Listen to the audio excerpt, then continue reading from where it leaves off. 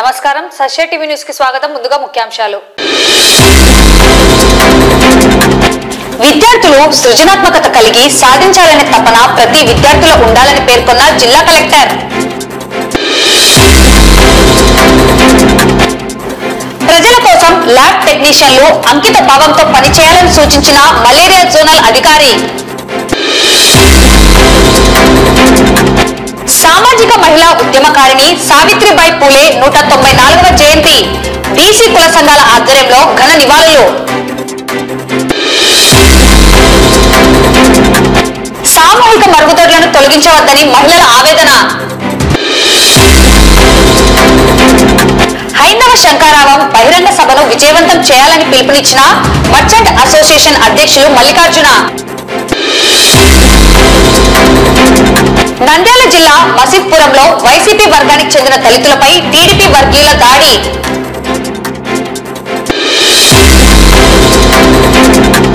Municipal engineering contract కార్మికుల సమస్యలు పరిష్కారం చేయాలని కోరుతూ సిఐటియు ధర్నా.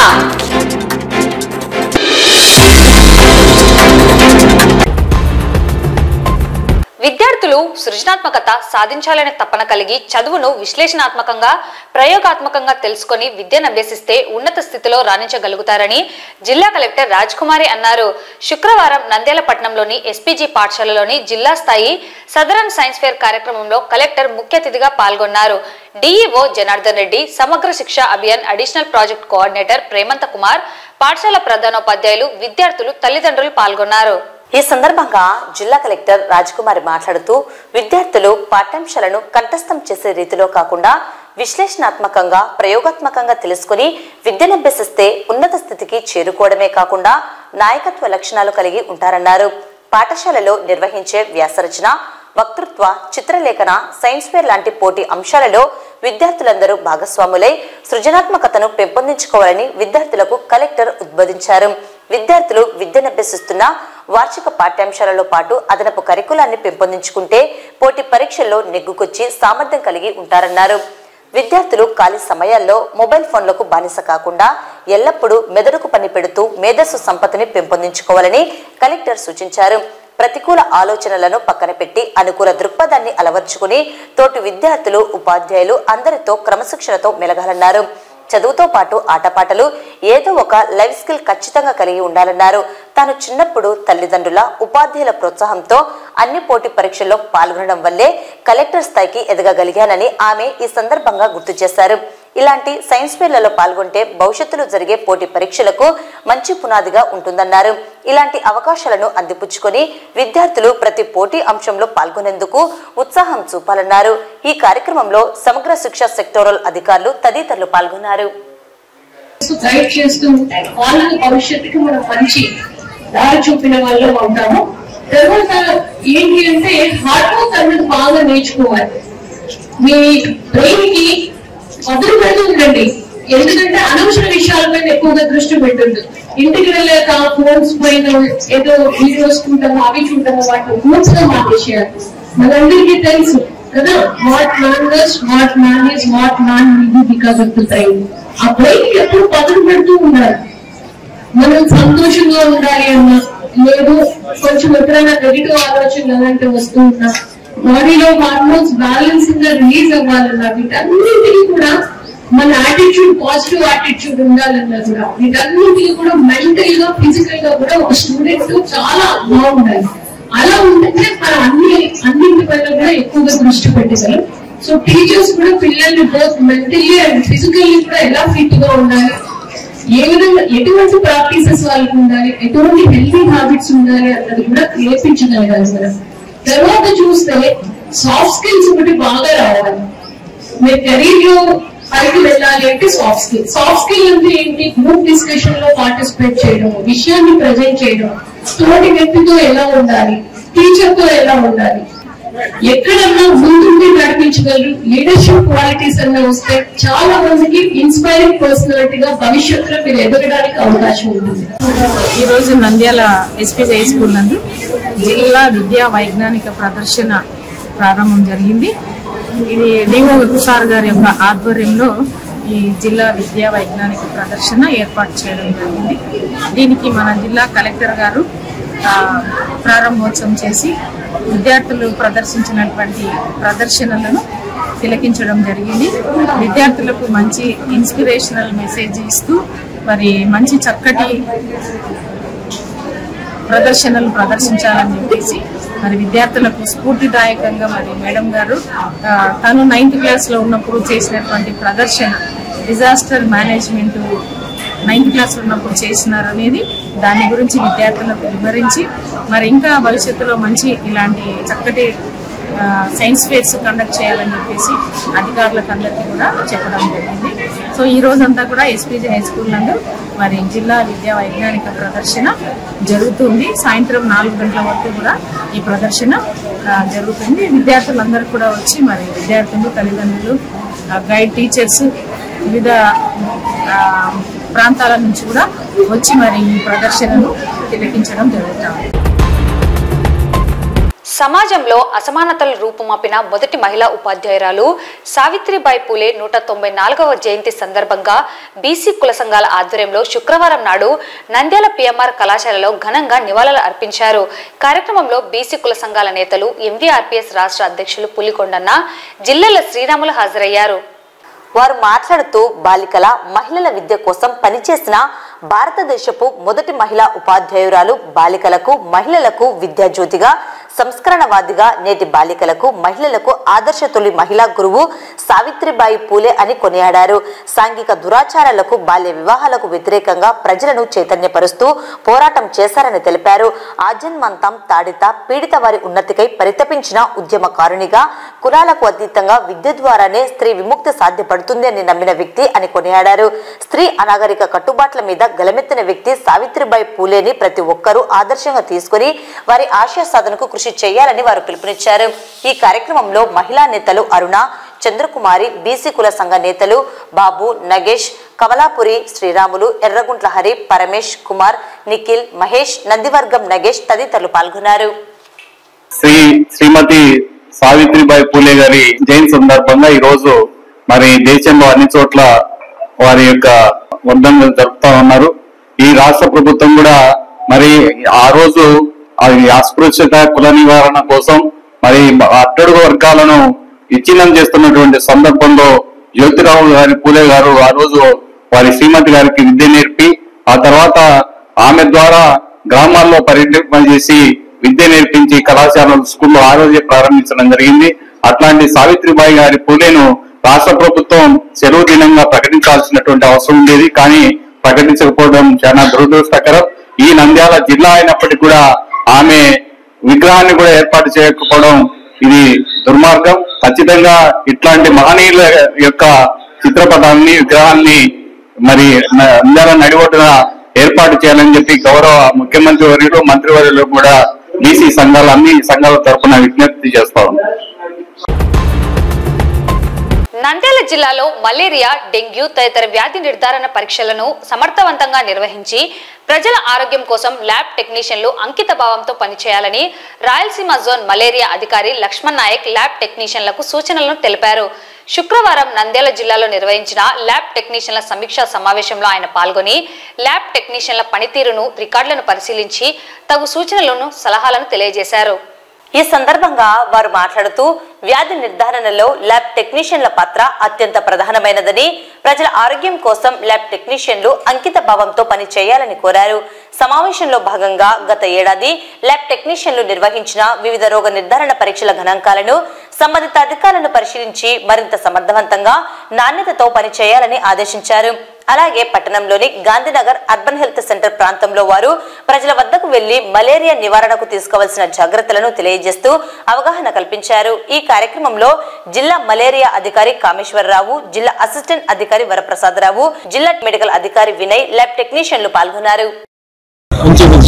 ఈరోజు నంద్యాల జిల్లా ల్యాబ్ టెక్నీషియన్ యొక్క మంత్లీ రివ్యూ మీటింగ్ కి గౌరవనీయులైన శ్రీ లక్ష్మీనాయక్ గారు, జోనల్ మనోహర్ గారు ఇచ్చేసి ఉన్నారు.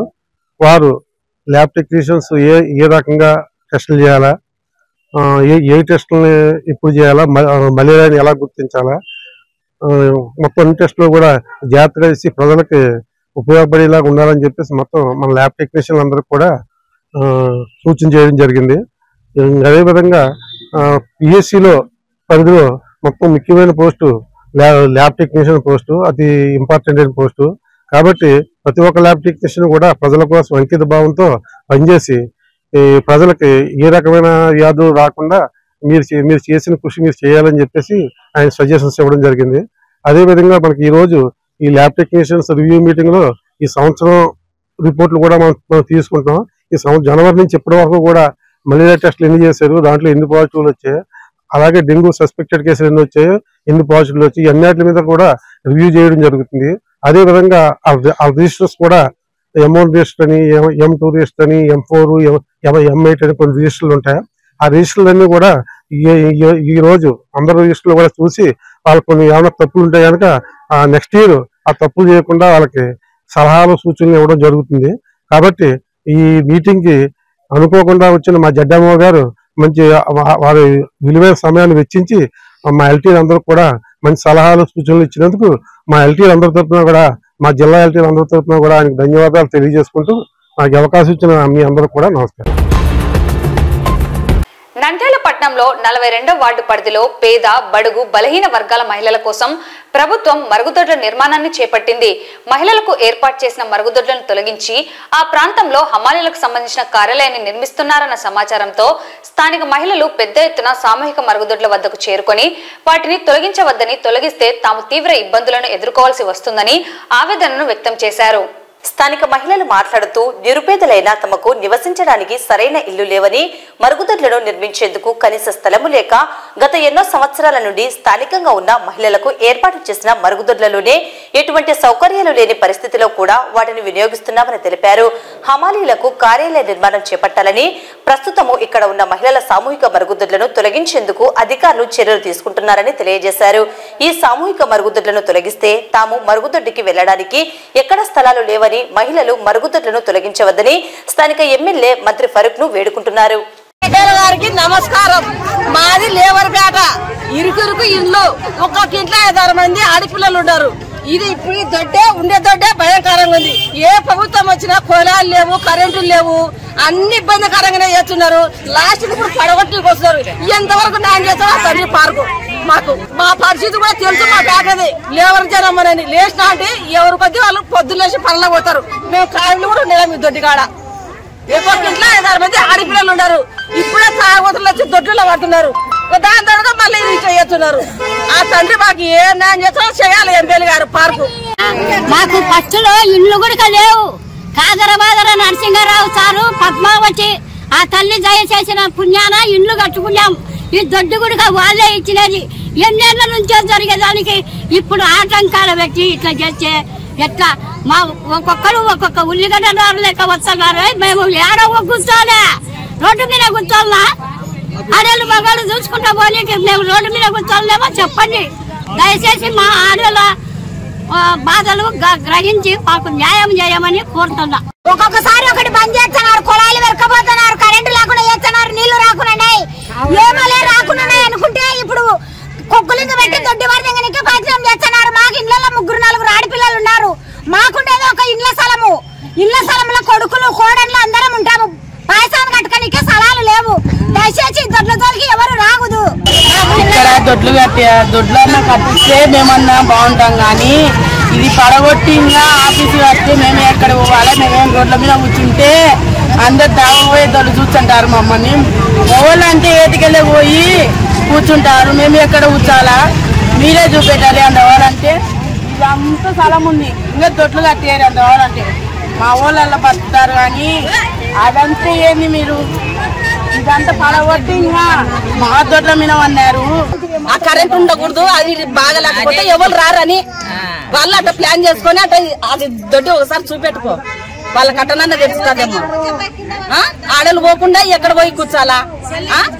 మోటార్ లేదు, కరెంటు లేదు. ఒక్కొక్కటి అట్లా పెళ్లి చేసుకుంటూ వచ్చి అట్లా మంది జనాలు ఉన్నారు కదా, వీళ్ళల్లో ఆడ కూర్చుంటారు. మాకు దొడ్డి కాడ ఆఫీసు కట్టకూడదు. మాది ఫస్ట్ నుంచి మేము బీదోళ్ళము, ఈ దొడ్డికే వచ్చేది. మాకు ఇళ్ళలో లేవు నాన్న. ఉండడికే స్థలం ఇంత ఉంది. 2 కుటుంబాలు ఉన్నాయి. నా దొడ్లు కట్టుకుని నీకుంటే ఒక కుటుంబం కాల్ చేయాలా మేము దయచేసి దీని గురించి ఆలోచించము కాక మనం కానీ ఈడ ఆఫీసు పనికిరాదు నాన్న ఇది ఆడోళ్ళ దొడ్డి ఇది బీద వాళ్ళది నాన్న ఎన్నేళ్ల నుంచో జరుగుతుంది ఈ దొడ్డి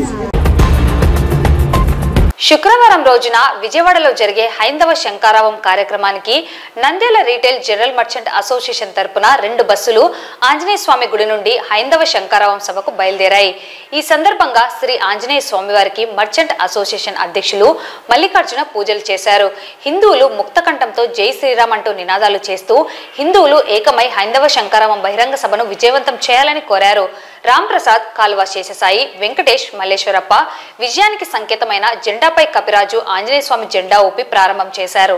అనంతరం రాంప్రసాద్ మాట్లాడుతూ గడిచిన 40 రోజుల నుండి జిల్లా వ్యాప్తంగా అన్ని కుల సంఘాల పెద్దలను, ధార్మిక సంస్థలను, స్వామీజీలను, యోగా గురువులను, పుర ప్రముఖులను కలిసి వారి మద్దతును కూడగట్టడం జరిగిందన్నారు.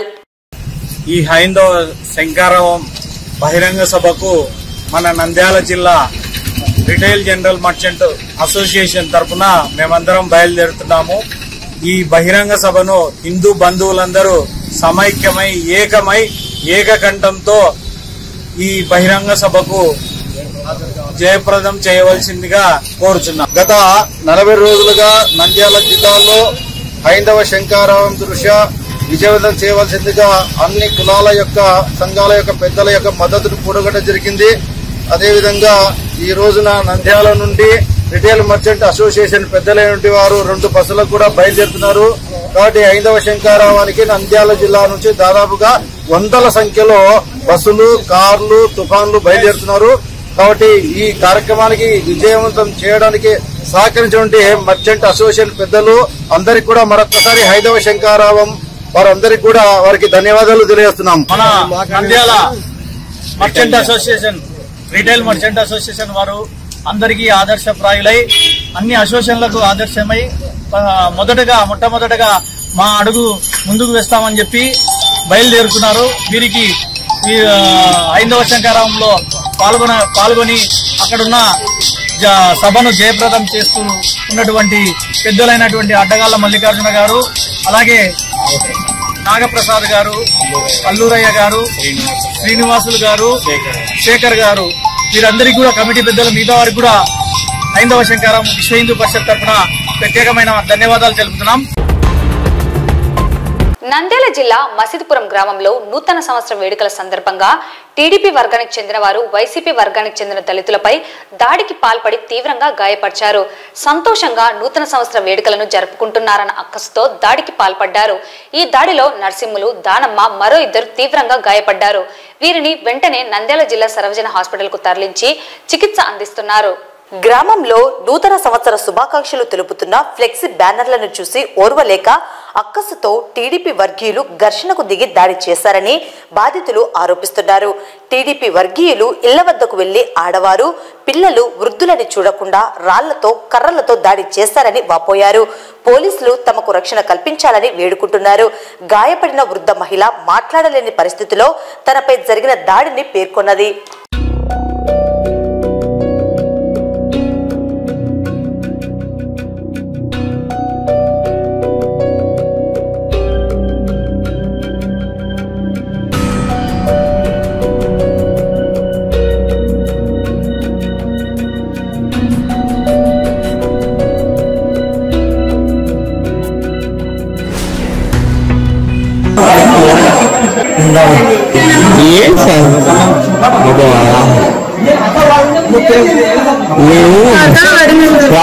ఒక రోజు కింద సచ్చు సార్, ఒక రోజు కింద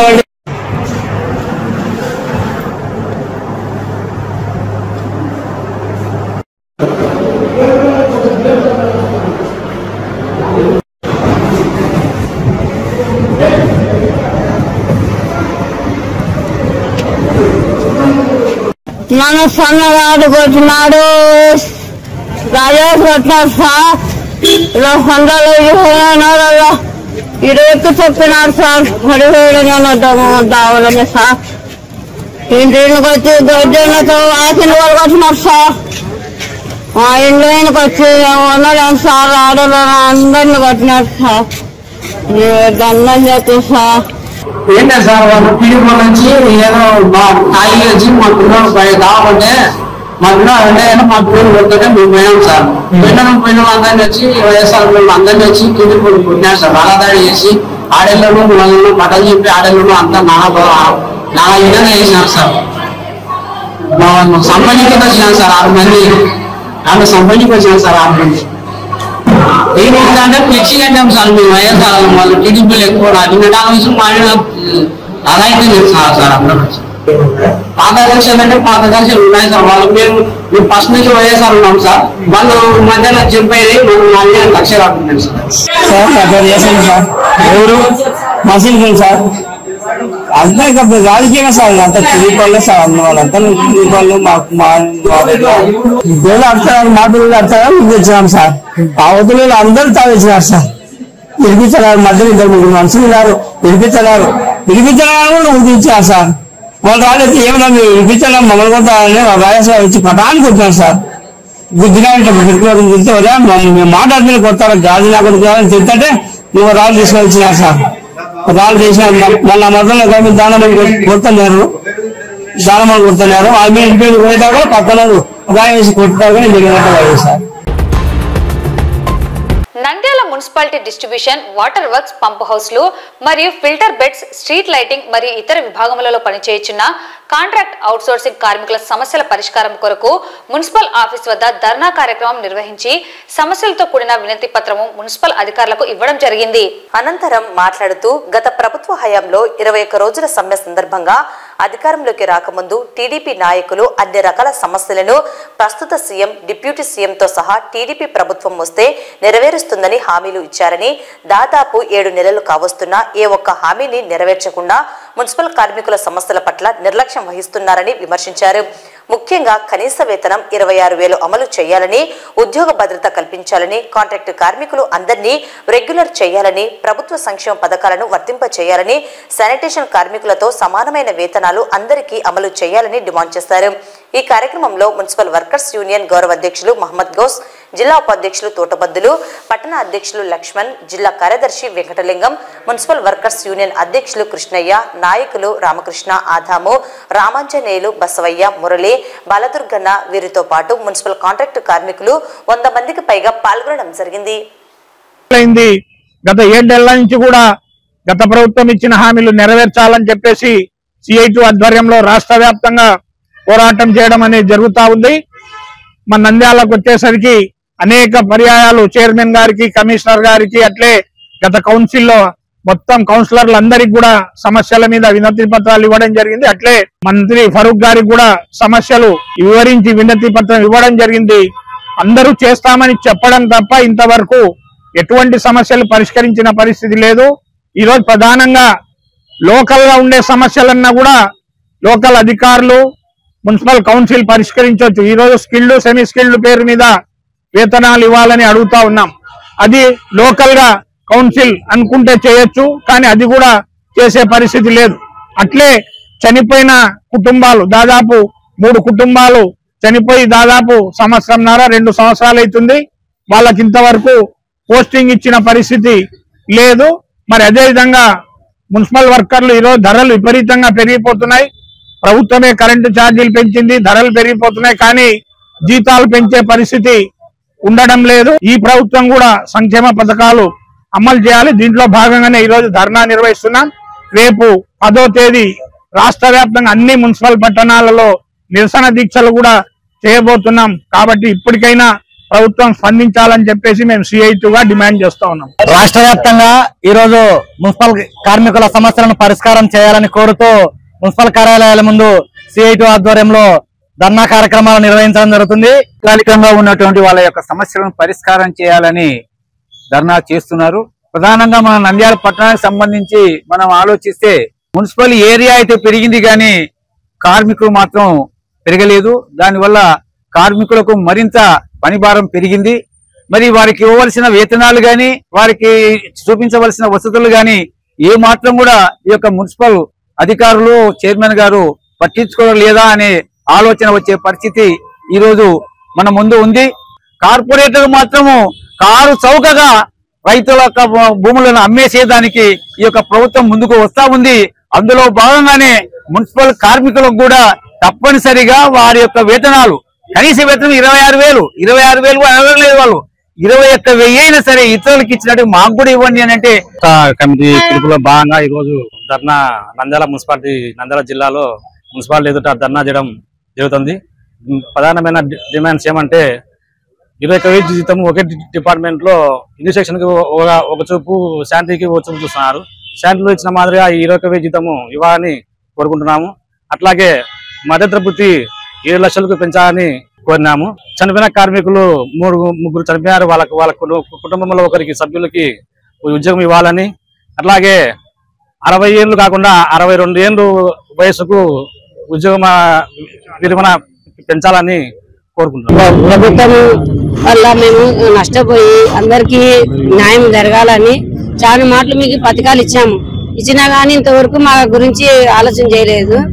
ఇంతవరకు గానీ కొంచెం మాకు సహకరించి ఎన్ని మాటలు 21,000 ఇవ్వాలని అందరికి రాయి పొగలు మళ్ళీ పింఛన్లు కూడా తీసేసినా గానీ చేస్తూనే ఉండాలి. ఇంతవరకు చేయలేదు కాబట్టి మాకు ముందుకు రావాలని మేము ధర్నాలు చేస్తుంటాము. రాష్ట్ర వ్యాప్తంగా మున్సిపాలిటీలో పనిచేసే కాంట్రాక్ట్ వర్కర్స్, ఇంజనీరింగ్ సెక్షన్ లో, వాటర్ వర్క్స్, ఎలక్ట్రిసిటీ పనిచేసే కాంట్రాక్ట్ వర్కర్స్ అందరూ వాళ్ళ సమస్యలు పరిష్కరించాలని ధర్నా కార్యక్రమం జరుగుతూ ఉంది. వార్తలు ముగించే ముందు ముఖ్యాంశాలు మరోసారి.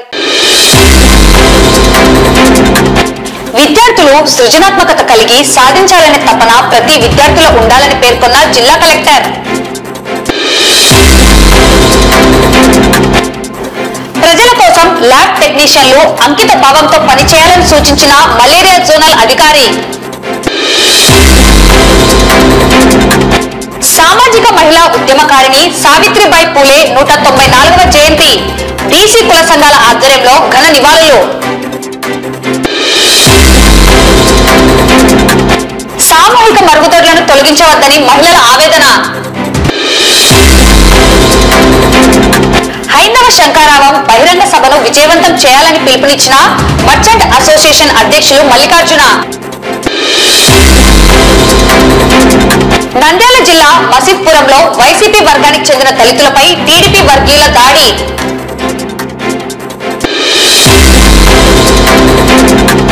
మున్సిపల్ ఇంజనీరింగ్ కాంట్రాక్ట్ కార్మికుల సమస్యలు పరిష్కారం చేయాలని కోరుతూ సిఐటియు ధర్నా.